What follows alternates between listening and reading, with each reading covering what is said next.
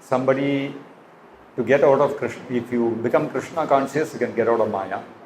Somebody is not in Krishna consciousness, but you want to get them out of Maya, how do you do it? Well, what you have to understand is, when we speak of Maya, what constitutes Maya or illusion? Maya means Maya, that which is not. This is the root meaning of the word Maya in Sanskrit. What is this Maya or illusion that we are talking of?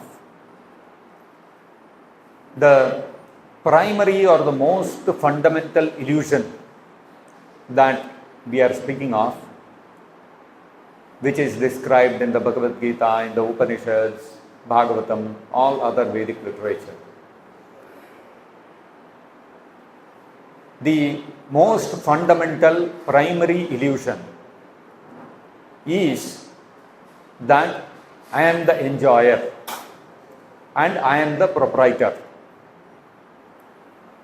So because of this illusion that I am the enjoyer and I am the proprietor, we are having to come down to this material world from the spiritual world. Krishna says in the Bhagavad-gita, Bhoktaram yajna tapasam sarva loka maheshwaram suhridam sarva bhutanam jnatva mam shantim ricchati. Krishna says, what is knowledge? Knowledge means to accept, to acknowledge that Bhoktaram yajna tapasam, Krishna is the ultimate enjoyer of all sacrifices, and yajna tapasam, and the enjoyer of all the results of all austerities. In other words, Krishna is the supreme enjoyer. Anybody conducts a yajna, what is the purpose of that yajna? Purpose of the yajna is a person's prosperity. I've got this wealth, I got this material happiness, something I yearned for. I wanted a child, I wanted a son, I wanted a daughter, whatever I wanted wealth, I wanted fame, I wanted victory over my enemies, whatever I wanted, I got it. So now I am performing a yajna.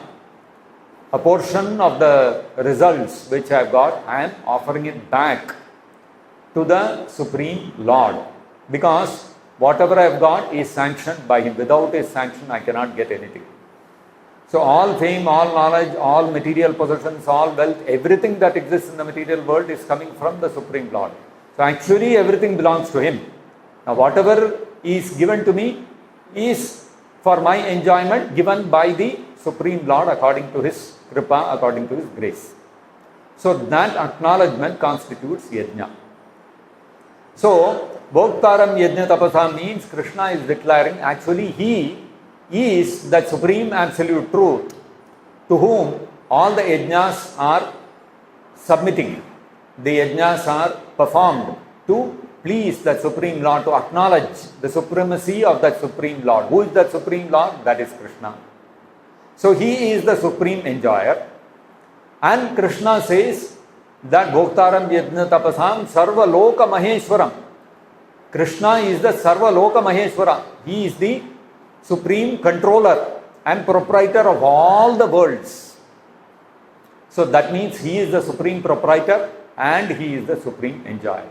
This is the actual position of Krishna. Krishna is the only enjoyer and proprietor, because whatever exists because of Krishna, and nothing can exist without Krishna. Krishna says in the Bhagavad-gita, Mattaha sarvam pravartate. Everything is emanating out of Krishna. Anything, if it has to exist, that means it is coming from Krishna. Without Krishna creating something, nothing can exist. So Krishna is the supreme proprietor because everything is created by Him. Just like we say that for any of us to exist, we must have a father and a mother. Is it possible for anybody to exist without a father and mother? Not possible. We exist means we must have been begotten by a father and mother, otherwise we cannot exist. But if we look at it, it appears that you are existing independently. Right now you are sitting here. Your father and mother are not here. Your father and mother may be in a far off place. Somewhere they are somewhere else. So I cannot see them. But when I see you, I can see you now. So to my eyes, it appears as if you have come into existence independently. But that's not the truth. Truth is, you have come from your parents. If your parents had not given birth to you, you could not exist. Right? So, similarly, whatever exists in the material creation appears to be independent of Krishna. But what is the factual reality? Reality is, without Krishna creating, nothing can exist. Krishna gives another wonderful example. Krishna says in the Bhagavad-gita that just like Sutre Manigana Iva, if you take a wonderful, beautiful necklace, if you take a necklace of pearls, let us say, and you look at the necklace, beautiful pearls arranged in a beautiful fashion with a locket in the center with a beautiful diamond or some jewel which is glittering, and when somebody wears it, looks very beautiful, very precious. But actually, that necklace is existing in its shape as a necklace because of an unseen string. Sutre Manigana Iva. Sutra, there is the thread which is tying together all the pearls and the locket, which is giving it that form of a necklace. If the thread is not there, then there will be no necklace. All the pearls, everything will get scattered. Necklace cannot exist. So like a thread is in an unseen way keeping the necklace together, similarly this entire universe is being created, maintained and sustained because of the unseen hand of Krishna. So Krishna, we may not be able to directly relate Krishna with the material universe, but fact is, he is there behind the scene. So Krishna is the supreme proprietor, Krishna is the supreme enjoyer. So in the spiritual world, everybody understands this perfectly. Everybody knows Krishna is the supreme enjoyer and everybody is oriented. All the devotees, Nanda Maharaj, Yashoda Mai, the Gopas, the Gopis, all of them have only one activity. What is that? To please Krishna. And whatever they possess, their homes, their cows, their pastures, their whatever milk they are making, the curds, the butter, their own lives, their own children, their relatives, friends, everything that they possess, they feel it all of it belongs to Krishna. It is for all of it they possess for the sake of Krishna. So everybody in the spiritual world is very clear that Krishna is the supreme proprietor, Krishna is the supreme enjoyer. Now, we in the spiritual world, when we get this idea, why Krishna alone should be the supreme proprietor, why Krishna alone should be the enjoyer, why I cannot be the proprietor, why I cannot be the enjoyer, then what happens? I am put into this material world and I am forced to take a body, material body, and I have to take birth according to my karma. So, when I take a material body, what happens? I start identifying myself with the body. I start thinking in terms of I and mine. What is I? This body is I. This body is me. And whatever belongs to the body is mine. I am born in India, therefore this is my country. I am born to this man and this woman, therefore they are my parents. And my body has taken birth from these parents. And these parents have given birth to one more body. So this is my brother and this is my sister. And my father and my mother are related to somebody else like this on a bodily platform. So they are my relatives, they are my uncles, they are my aunties, etc., etc. So you see how the first illusion is, I can also enjoy, I can also be a proprietor. And from there comes the next illusion that this body is me. And when that illusion comes that the body is me, then comes the next illusion that everything related, connected to the body is mine. So like this, the aham mameti, this body is me and everything connected to the body is mine, this leads to further illusion. Ata graha kshetra sutapta vittair janasya mohoyam aham mameti. Then I start identifying myself with a certain land. This is my land, this is my house, this is my job, this is my business, this is my source of income. Griha, this is my house, this is my place of residence. Kshetra is the source of my income. Sutta, these are my children. Apta, these are all my relatives, this is my family. And Vitta, this is my money. Like this, one after another, illusion goes on. So where did it all begin? It all began with the illusion, I can also enjoy and I can be a proprietor independent of Krishna. So this is the Maya. So now, when that illusion that I am the proprietor and I am the enjoyer has progressed to such an extent that I start thinking in terms of the body and mind. Now we have to come out of that illusion, we have to come out of that Maya. Now how is it possible? That Maya can be broken only when I understand fully and completely that Krishna alone is the supreme enjoyer, He alone is the supreme proprietor. Correct? Because that's where everything began. So, when we accept that Krishna is the supreme proprietor and He is the supreme enjoyer, what should I do? That means I also belong to Krishna. I am meant to serve the enjoyment of Krishna. So I have to engage in devotional service. Until I come to the point of engaging in devotional service to Krishna, bhakti to Krishna, I have not realized or acknowledged that Krishna is the proprietor and He is the enjoyer. As long as I continue following the path of Jnana Yoga and Ashtanga Yoga and Karma Yoga, I have not yet acknowledged Krishna's proprietorship, supreme proprietorship, and His position of being the supreme enjoyer. So therefore, until I come to the point of Bhakti Yoga, I cannot be liberated from Maya. So, the answer to your question lies in your question itself. What is that? You said, if somebody comes to Krishna consciousness, he can be liberated.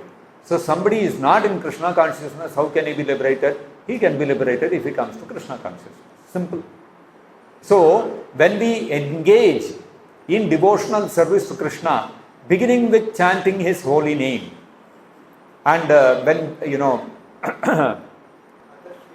Ata Shri Krishna Namadi Nabhaved Grahyam Indriyaihi Sevonmukehi Jihvado Swayameva Spuratyadaha. Seva Unmukha. We become inclined to render service. Sevonmukehi Jihvado, beginning with the tongue. How do you engage the tongue? Prabhupada says tongue has two activities. One is to talk and one is to taste. So we begin by engaging our tongue in the service of Krishna, by chanting Krishna's holy name and by tasting Krishna prasadam. What will happen? Swayameva spuratyadaha. Gradually Krishna will be revealed to us. Krishna's position as being the supreme proprietor, supreme enjoyer. I am His part and parcel, I am His amsha.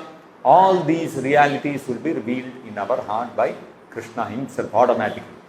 So, if somebody is not in Krishna consciousness, if he simply engages in chanting Hare Krishna and honoring Krishna prasadam, then automatically everything else will follow.